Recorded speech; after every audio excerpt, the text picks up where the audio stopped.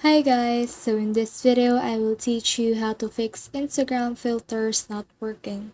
So let's try to make a story first. Click on your story, click on your camera icon, and as you can see here, if you scroll right, then you can see that all of the filters available. You can actually choose to take a picture with all those filters. However, if you don't see the filter that you're looking for, it is because Instagram is always coming up of many new and exciting filters.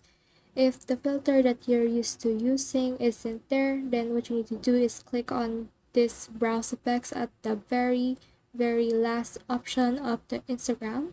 Just click browse effects and you can search here all of the effects that you want to use. So there's a search icon right here. So let's try to search something. So let's search bold glamour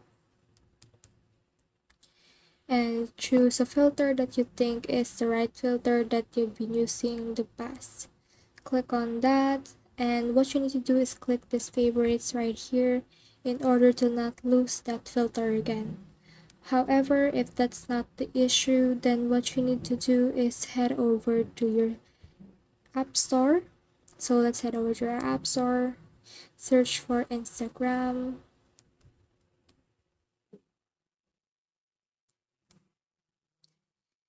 and once we're there, just wait for it to load, and you can see the Instagram right here.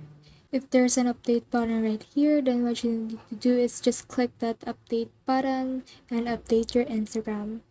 However, if that doesn't still resolve your issue, then what you need to do next is click on settings and scroll until you can see the general right here, and scroll until you can see the iPhone storage.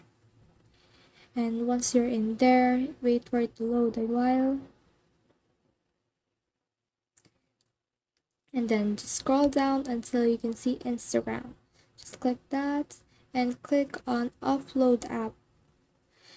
After clicking the upload app, you can see this option right here. Just click on the upload app again, and then after that the app will be uploaded.